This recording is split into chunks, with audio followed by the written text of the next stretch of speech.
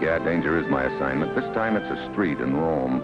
There's a new dictatorship movement shaping up in various parts of Europe. The power behind it is none other than our old thorn in the side, Armin Ratka, international heel. 3 days ago, his stooge Trigo, figurehead of the party, was murdered and the frame's being tried on us for size. But now we've got a break. An agent named Vittorio Fabri is ready to talk. That's why I'm here in Rome.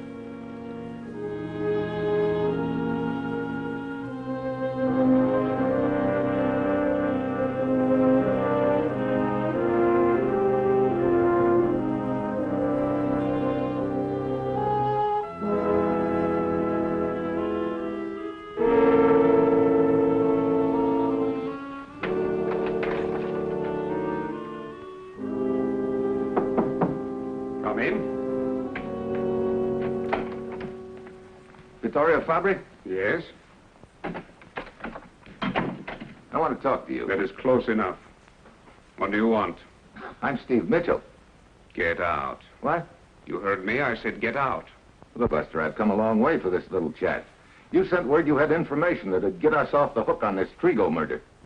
You are very clever, aren't you? If it's credentials you want. Credentials mean nothing. Now get out. Are you holding a gun on me by any chance?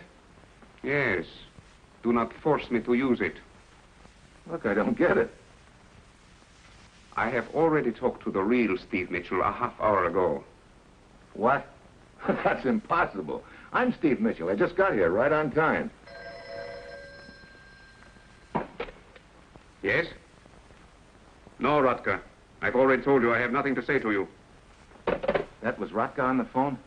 Look, we think he's the boy behind all this. Now, if you're afraid of him, we can arrange protection.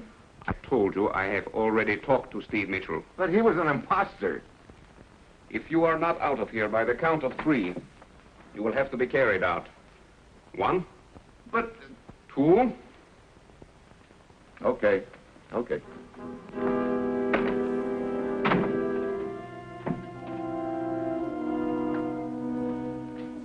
Well, this is just dandy. Somebody's beaten me to the punch with Fabri, but that gun in his pocket is a lot more convincing than my arguments. That phone call from Ratka shows me his hand's in the deal for sure. Maybe he's the boy I should talk to.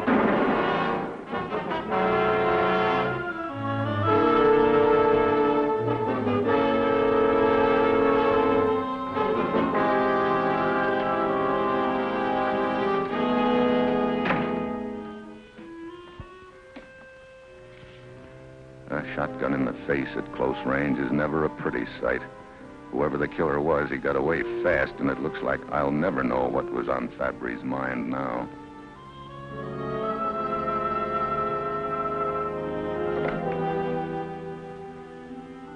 Hello, give me the police. Oh, Polizza? Polizza?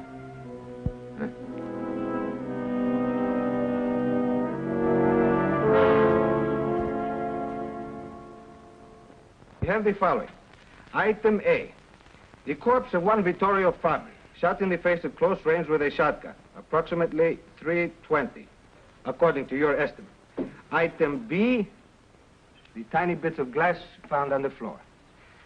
Item C. Look, Lieutenant Umberto, before we go all the way through the alphabet, don't you think we ought to be sure that the corpse actually is Vittorio Fabri? Item C, identification. According to Vittorio Fabri's papers, he has a wife in the city. I shall call his wife to identify him. Signora Fabri, now that you have seen the body, but the face is beyond recognition, you are positive it was Vittorio, your husband? See. The little finger of the left hand is missing. Vittorio had an accident 2 years ago. And the birthmark on the right arm. See. It is a Vittorio. Mrs. Fabri, when I was talking with your husband, he had a telephone call from a man named Arvan Ratka. Can you tell me anything about him? Only that he has had dealings with him in the past. I do not know the nature of them. Would you mind telling us where you were this afternoon? I know. I was at home. Well, where were you when I was talking with your husband then? That house where you talked to Vittorio. It is not our home. I do not know what he was doing there. Signora, who owns that house? I have no idea. I see. Oh, these are your husband's effects. You may take them with you. Oh, Patsy. Wait, where is his wristwatch? Wristwatch? It is missing. Speaking of missing articles, I don't see any gun there. When I was talking with your husband, he held a gun on me in his pocket. His killer must have disarmed him. As for the watch, Signora, when we find it, you will be notified. And now, Signora, you may go. You have been most cooperative. You gentlemen have been most kind. Arrivederci. Arrivederci, Signora.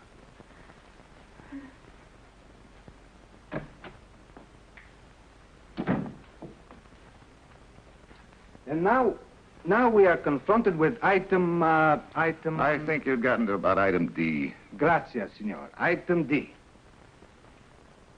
A question. Why does Signora Fabri lie? Lie? About what? The house in question belonged to a young lady named Marie Picard. This I have found out, and more. Vittorio Fabri was involved with this Marie Picard. And yet more.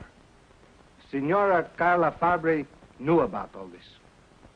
Mrs. Fabri has a motive. This Marie Picard, the girl that owns the house, she could have a motive, too. Did you check up on her whereabouts this afternoon? But of course. She went to a matinee at Alone? the theater. No. In the company of one Armin Ratka. That name again. You know, Lieutenant, I don't think this case is going to be so tough after all. You are still convinced that Armin Ratka had something to do with it? More than ever. You any idea where he's staying? The Hotel Celi. And by Celi. coincidence, there are cabs waiting in front of the police station. Ah, good. Hotel Celi. Okay. I'm going to have a little talk with Ratka. You can list him under item X.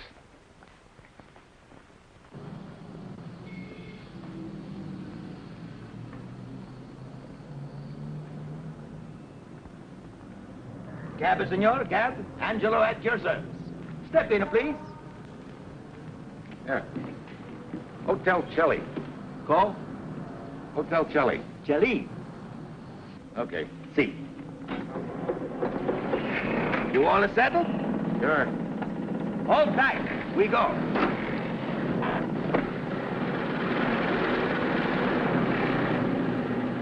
Excuse, senor. I don't drive it so long.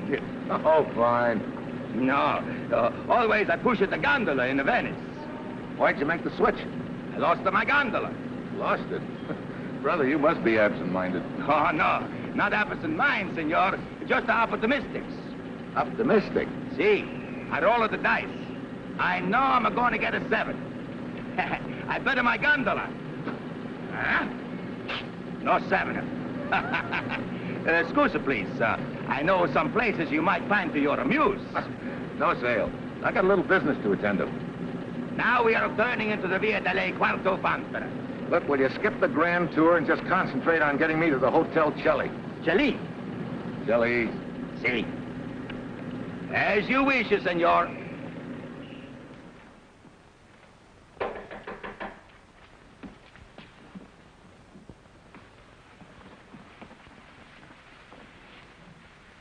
Well, my old and dear friend Mitchell. Oh, Ratka, do come in. Aye, but it has been a long time. 4 years ago in Istanbul. Yes, of course, a most pleasant memory. Not for me. If I remember right, I came off second best. But I'm glad to see that you are feeling more civil tonight. What do you mean? Well, when I passed you on the street this noon and spoke to you, you would not even turn around. You didn't pass me on the street this noon. I didn't get in until afternoon. Oh, but I could swear it was you that I saw. Won't you sit down, Mitchell? You know, this story of some guy impersonating me, if it only came from you, I wouldn't believe it. But the dead man said the same thing. The dead man? Vittorio Fabri. He was killed at approximately 3:20 this afternoon. Or maybe that isn't news to you. Of course not. I killed him. You? Give me that again. To be sure, I'll explain to you exactly how it happened. You see, it was an affair of honor. He insulted a young lady friend of my acquaintance. So I slapped his face with my gloves and demanded immediate satisfaction. Now look, funny boy. Oh, but I assure you this is all very serious. So we agreed to a duel without seconds. It was quite a match, but evidently my skill was too much for him. So, you see, I ran him through. Oh, it was horrible. I was covered with remorse. You better take it easy. You know, when I was in public school, 22, I was mumbledy peg champion. Touché. You're a real cute kid now, Ratka. But the point is, I think maybe you could have killed Fabry. But haven't I just got through telling you? I did. The duel. A duel with shotguns at close range, maybe? But I have even supplied you with a motive. It was an affair of honor. Yeah. I was thinking of another motive. You see, Fabry was all set to spill about the Trigo killing of a couple of weeks ago. Now, maybe these two killings could have something to do with each other. I guess I must confess to Trigo's killing also. Did you bring the handcuffs with you, Mitchell? I stand in awe before the brilliance of your deduction. There'll be time enough for the handcuffs when I get some evidence. Ah, yes, evidence. That is something else again. So we're going to quit playing games, huh? Okay. I understand you were at the theater this afternoon. True. Very mediocre performance, incidentally. What time did you arrive? At 3. You took a young lady named Marie Picard? Such a lovely creature. Then you were at the theater after 3 o'clock all afternoon? Yes. Oh, this poses something of a stumbling block to you, I imagine. Yeah, it's a pretty convenient alibi. Maybe I better have a talk with this Miss Picard. Yes, she should be at her house at this time. 214 Via Rienzi. I know the address. I was there this afternoon, talking to Fabry. Remember? I am completely at your disposal. I still think you're my boy. I'm going to bust my back to prove it. All the very best of luck to you, Mitchell.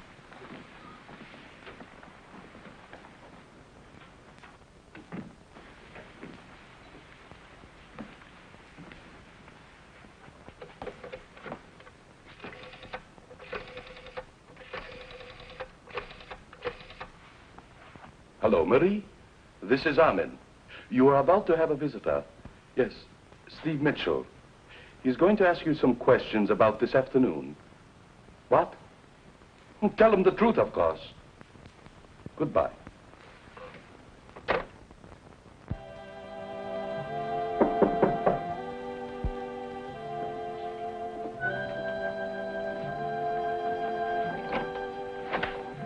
Miss Picard? Yes? My name is Steve Mitchell. Oh, yes, come in, Mr. Mitchell. Thank you. Mr. Ratka just called. I was expecting. Oh, I see. Sit down. Thank you. I wanted to talk to you about the killing that took place here this afternoon. Why are you staring at me like that? Do I look familiar to you, too? So far, just about everybody I've talked to in Rome claim that they've seen somebody that looks like me roaming around. Well, I'm sure I'd remember seeing you.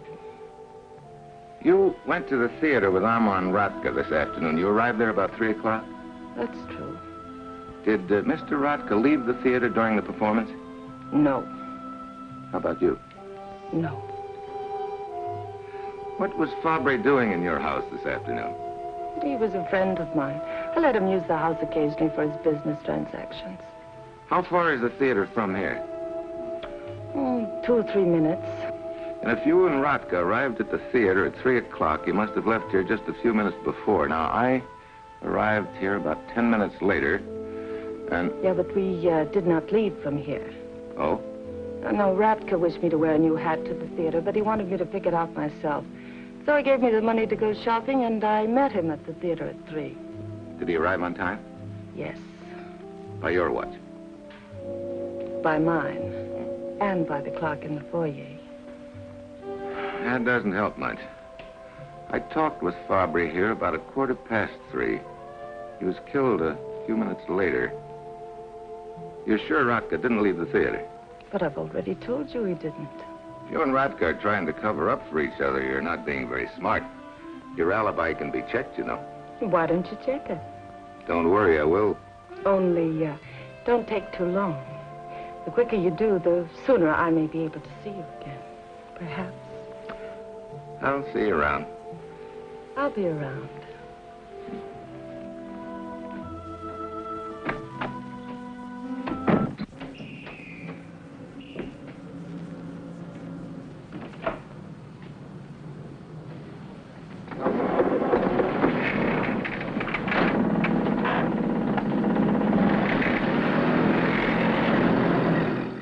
We've only got one more crack at Radka. And what is that? It may be that. Scarlatti, the theater manager. I asked him to meet me here. I see.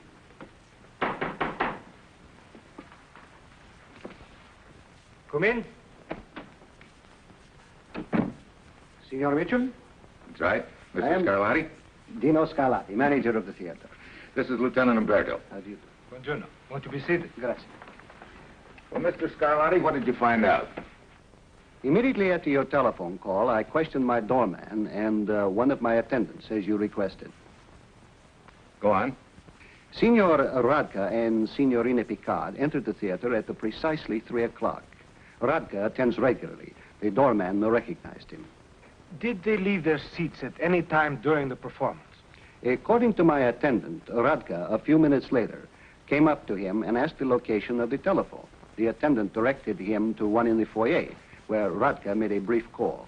That must have been the call that Fabry received while I was talking to him. Radka then returned to his seat, where he and the Signorina remained for the rest of the performance. Well, I guess that does it. It does. I'll skip it. Thank you anyway, Mr. Scarlatti. I hope I have helped you. Matter of fact, you haven't. But thanks anyhow. Well, good night, gentlemen. Arrivederci. Good night. Well, Mitchell? Well, Lieutenant, I guess I'm licked.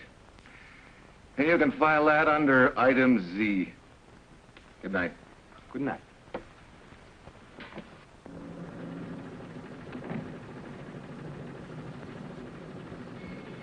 Hello, senor. It's me, Angelo. No kidding. Can't you get anybody to ride in your cab with me, Angelo? Oh, sure, senor. But out of you, I'm going to make a career. You go here, there, here, all over Rome. Tack, tack, tack, tack, zip, zip, zip.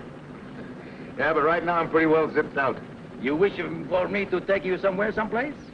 Yeah. Where to, senor? The Hotel Chile. But this time, no grand tour and no songs. Just steer. Si, senor. No conditore, no singer, no manager. Well, well, well, I'm happy to see you back so soon. Yeah. I'll bet you were. And how have you been doing? Lousy. Tried every way I could to break down your alibi, but no soap. But don't you see how everything turns out for the best? If I were to tell you that I was innocent, you would not believe me. But this way, finding out for yourself... I still don't believe you. Dear, dear, do you wish me to confess all over again? Excuse me, please.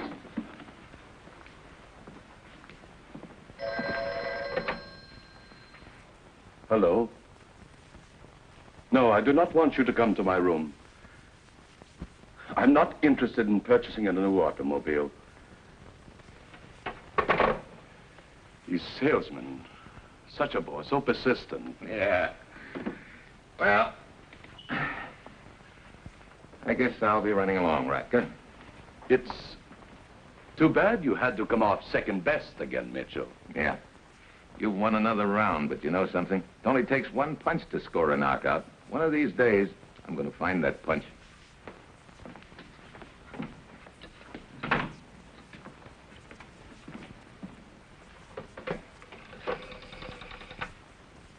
Desk. The man that just called me from the lobby, has he gone? He has left? Thank you.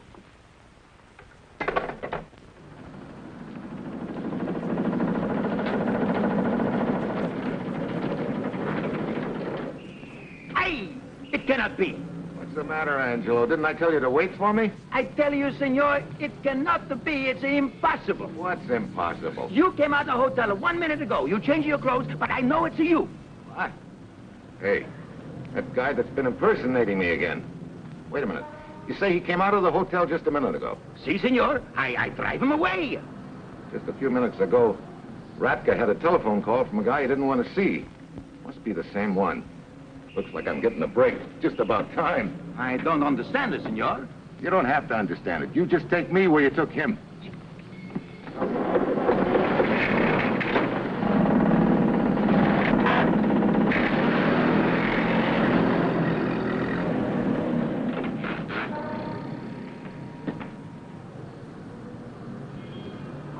I take you where you want to go, senor, but I don't think you're going to like it. Why not? Hey, it's just an old pier down by the river, short away from here. Maybe that's where he's hiding out. You still want to go? Yeah, don't worry. I'm going to like it fine.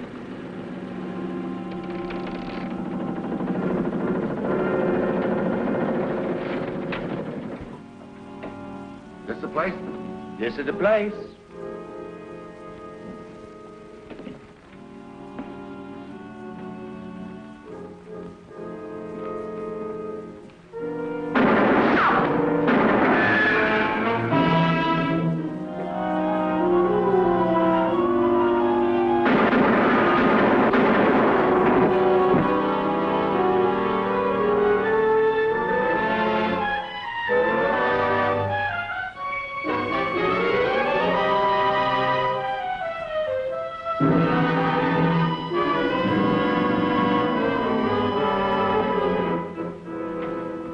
Vittorio Fabri. I thought you were dead. Wait a minute, I get it. The real Vittorio Fabri is dead, isn't he? Yes, but I did not kill him. I was hired to pretend to be Fabri and to talk to you. That is all I did. That is all I had to do. That and to remove Fabri's wristwatch, which was broken.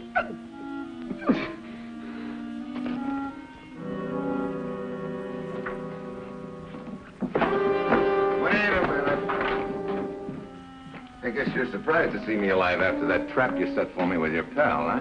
Please, I don't know what you're talking. After that story you seeing somebody that looks like me, that ties you into the deal. I tell you, I don't understand. Maybe Lieutenant Umberto will. Let's go. Stay where you are. Don't move. Drop it. So, Ratka, you are my boy after all, huh? Well, that's a quaint way of putting it. The whole deal fell into place the minute I saw your stooge. You played it pretty sharp, Ratka. You killed the real Fabri, then headed for the theater. True. I got the Fabris about 3:15. Your stooge put on his act and gave me that phony story about the real Steve Mitchell, just to throw me off the track when he wouldn't give me the information I came for. And when I left, he pulled out that dead man's foot, blasted his face off and beat it, and I fell for the whole deal. Well, Mitchell, looks like you come out second best again, huh? Ratka, why don't you get rid of him? With a great deal of pleasure.